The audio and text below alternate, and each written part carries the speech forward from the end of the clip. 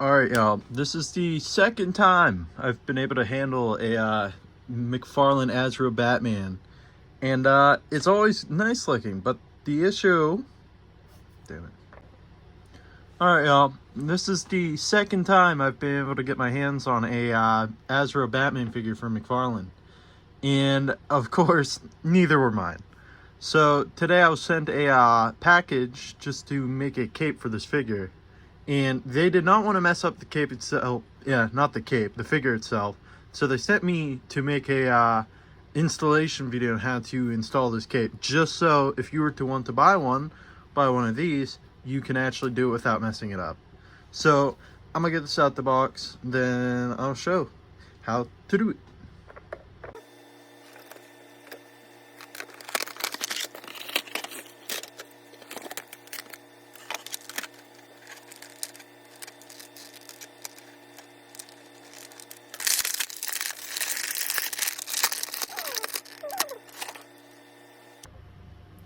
Now that I have the figure in hand, I might as well just do a micro review of this figure because I have two thoughts about this that are equally fighting each other.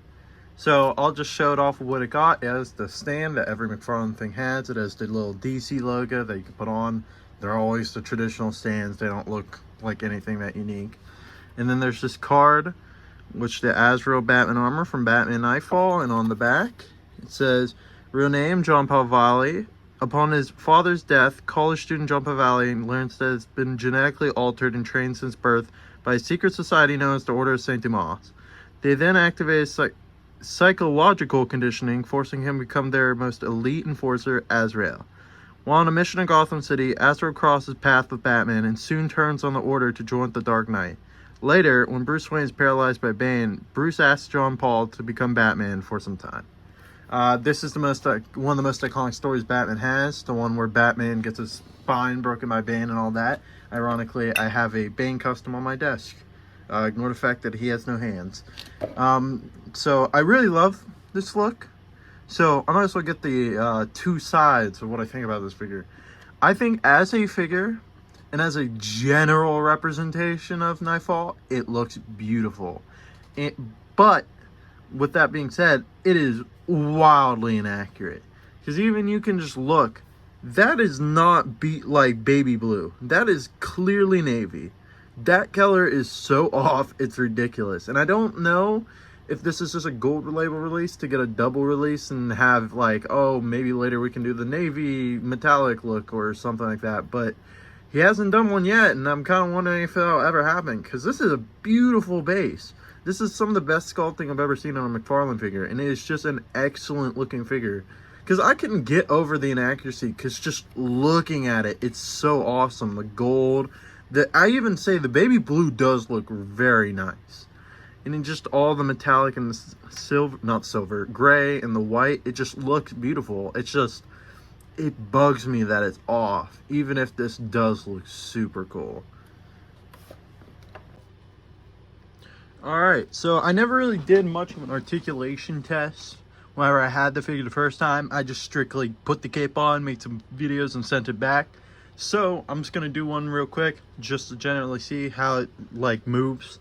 So it goes up this far, looks pretty well into the sky, looks pretty well down. Turn it up, it's a little stiff. Swivel it right, swivel it left, turns 180 around because it's on the double ball joint system. His arms go, hold up, that far out. They do a little swivel at the, or does it have a swivel? I just realized that. Huh, hold up. Oh no, it has a swivel. It's just pretty tight. Oh yeah, he has an upper arm swivel that's a little too tight. That's a complaint I have a lot of McFarlane figures. Sometimes the joint is so tight you can barely tell if it's actually jointed at all. So double elbows, pretty nice range of motion, especially for how good this not good, big this guard is. Does that. It has the wrist articulation, goes pretty far out, pretty far in, good enough, does the job. For crunch, it goes down this much, a moderate amount. There's been worse, there's been better. Goes up, how much did it go back? Pretty well back. I mean, hold up, there we go. Well enough back. I've seen extreme ones with McFarlane as well. McFarlane is all over the place when it comes to consistency and articulation, looks, and all that, but that's another conversation for another day. The legs can go all the way out this far. Could go probably a little higher, yeah. Because the diaper, popped out its peg system. Here, give me a second. There we go. But yeah, I wouldn't push it that far because it will pop out the peg. There we go. Double jointed knees. There. Pretty alright. Can go back and forth. Twist around. 360. Hold up. Trying to... These joints sometimes are so well hidden that I can't find them. There we go. Goes up, down. Toe articulation, not a toe swivel. Some people don't like this joint. I like it a lot. It actually helps a lot with photographs.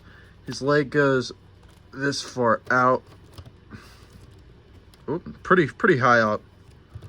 And that is it in accordance to articulation, I believe. There's like the tiny amount of swivel you can get out, but usually you should have to mod this. I'll probably do a video on modding this thigh swivel.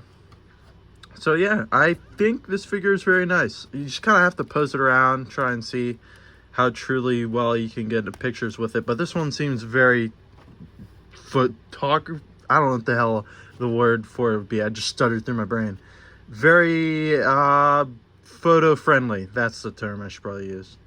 Very photo friendly because it looks beautiful. I can't get over how good it looks with all that gold and the blue and contrasting super well. So now that I have that out the way, I'll get into the second part where we install the cape. So, transition. Alright, so obviously to install the cape, you need to figure in the cape. But the other pieces you need are a preferably fresh razor, just so it's easier to cut what you're going to need to cut. Q-tips, unless you have a super glue, which I'm using clear crazy glue if you're wondering. You're wondering. Preferably Q-tips, but sometimes there are super glues that have a brush in them, so that works. So you can skip this if need be. So the first step you got to do, turn it around, and where you're going to be cutting at is right here, just perfectly on this cow line. There's an attachment point, I believe, in the back. Yeah, you got to cut this as well. So I'm gonna re-angle the camera, show you how to do it. Alright, so you have to cut this attach point just so you can get this cape off and slide this cape under. So you just take your razor. It's a little hard to do on camera, especially since my length's a bit bad. You just slice. Try and get it down more at this angle, because worst comes to worst and you're cutting the back. It's the back. Who lifts up the cape and goes, I'm gonna spec that. So you gotta cut this in. Boom. I don't believe on this figure. Also, make sure not to cut yourself. Don't try your best not to cut the figure as well. Except for the back, as I stated. So, you do that. You just slowly lift. See how I have that little slit right there? You pull it a little harder just so you can get it moved up so you can slice some more. Boom.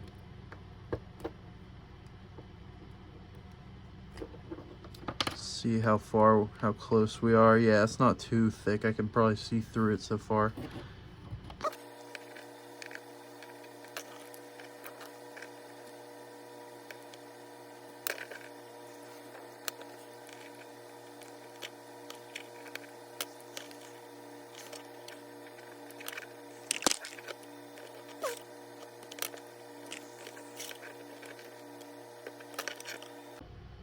Alright, now that the back tab's detached, you just take your razor, go in from one end, and just cut around here. So that's all I'm going to be doing for this step.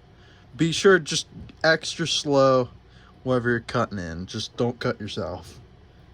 Because I might as well just put this out there. I offered the person $40 to get the cape installed, including the cape, and ship back. So it's just $10 for me to install the cape. So if anybody wants to do that deal, you can DM me on my Instagram. Which my Instagram will be on at the end.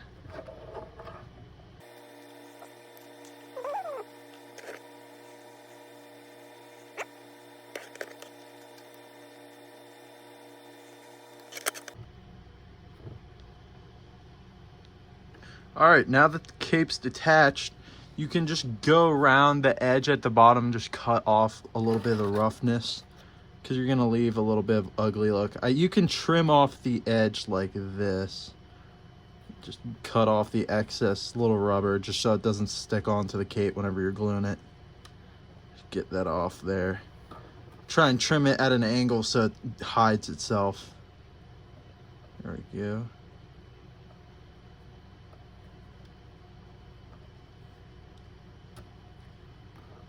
There we go. Now it's trimmed off. Alright, so to actually glue it on, you first unfold the cape as straight as possible. You're probably not going to get it fully straight just because of the nature of the wires in there. So then, take your Q-tip, get your glue. Hopefully glue squirts out without me having to be here for 5 minutes, but you never know. Okay, there we go. And what you're going to do with this glue is lift up this little flap here. This is what you detached the cape to the back, and just glue it on there. Just get a fair bit of glue spread around, because then you want to get as much, not a metric ton, just enough where it'll attach. Here, just rub it in there. Bam. So then you take your cape, line it up basically middle line to neck middle line, slide it under as far as you can reach, try and get it around the shoulder piece, and just press down as hard as you can for roughly 30 seconds. So I'm gonna just speed up this video as I wait. And there you have it, folks. That is an attached as real Batman cape. I love how this always turned out. As you can tell, it's not a 1-to-1 color match, but it's literally the best you can ever get. You cannot, you don't realize, most people don't realize how hard just finding a color for this general like blue Batman is. So to find something that's perfect, it's not really there. It doesn't really matter in my opinion, because I'm just looking at it. It fits way more than well enough, and in person it looks near the same. So I think that looks nice. I have some extra photos I'm going to show after here, just to give it a general showcase with the cape. My Instagram and my eBay will be in the bio, so if you're interested in following me there, that would be nice. So thank you. Have a good day. I do not know how these outro things work, so woo, another transition. Woo, I'm creative. Woo.